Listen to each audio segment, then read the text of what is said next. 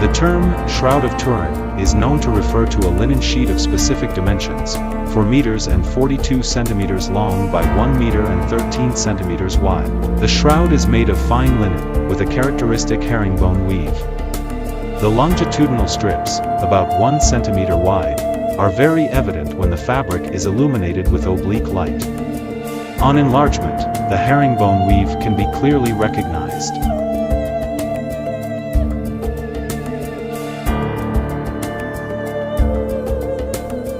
The man on the shroud bears numerous contusive injuries that have been carefully studied by forensic doctors. The right side of his face appears more swollen than the left, with visible hematomas and contused lacerations. His nasal septum is deviated due to a fracture, indicating that he was savagely beaten in the hours before his death. Numerous sinuous bloodstains can be seen on his forehead, the back of his neck, and throughout his hair, emanating from small wounds with pointed diameters. These stains radiate out from his head in a spoke-like pattern, suggesting that a helmet of sharp, pointed thorns was pressed onto his head. The characteristics of the bloodstains allow for distinguishing between injuries to arterial and venous vessels. Of particular interest is a bloodstain on the center of his forehead that flows from a wound in the frontal vein, taking on the characteristic shape of an inverted 3 as it follows the contours of his forehead. On the right side of his chest, there is a large bloodstain that flows from an oval-shaped wound caused by a pointed and sharp object that struck between the 5th and 6th ribs, penetrating deeply. The characteristics of this wound indicate that it was inflicted after the subject's death. The serum halo around the blood indicates that the blood had separated from the corpuscular portion, a common occurrence in blood that has exited a corpse. The imprints of the subject's arms on the anterior image of the shroud are clearly identifiable, with his arms outstretched and his hands crossing at the level of his pubic area. The long bloodstains on both forearms that appear to run upwards are actually formed when the body was hung on the cross, and therefore the wrists were higher than the elbows. The characteristic bloodstain on the left wrist formed by 2 divergent streaks is particularly noteworthy as it indicates 2 different positions assumed by the condemned on the cross, one slumped and the other raised. The absence of the image of the thumbs on the shroud is significant as it could indicate damage to the median nerve or tetanic contraction.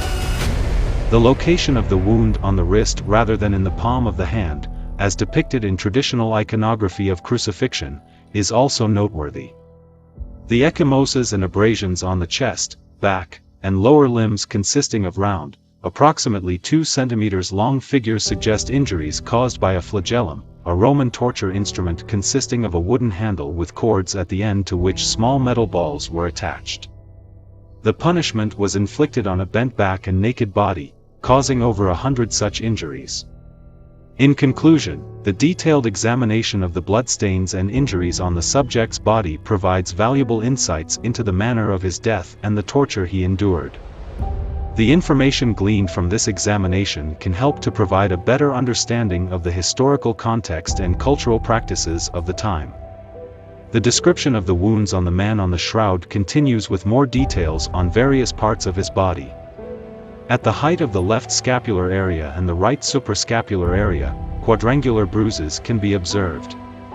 These marks are believed to have been left by the patibulum, the horizontal beam of the cross that the condemned sometimes carried on himself to the place of execution. The object was likely heavy and rough, causing the bruises to be quadrangular in shape. Another notable feature is a transverse trickle of blood that crosses the entire back at the height of the kidneys. This blood flowed from the wound in the side and drained here when the corpse, once removed from the cross, was placed in a horizontal position. This observation provides further evidence that the man depicted on the shroud was indeed crucified.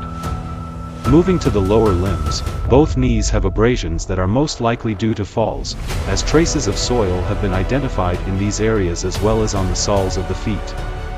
The left knee was fixed in a more flexed position than the right due to cadaveric rigidity, resulting in the left limb appearing shorter in the image. The sole of the right foot is clearly imprinted, while only the posterior part near the heel is visible on the left foot. This suggests that crucifixion was carried out using a single nail and overlapping the left foot on the right foot. On the sole of the right foot, a nail exit hole can be seen from which rivulets of blood flow down towards the toes. By transforming the image of the shroud into its photographic negative, the brightness is obviously inverted, and the true appearance of the man on the shroud appears as if he were in front of us. This finding has helped to enhance the details and features of the man's body, providing more insight into his physical characteristics and the wounds he suffered.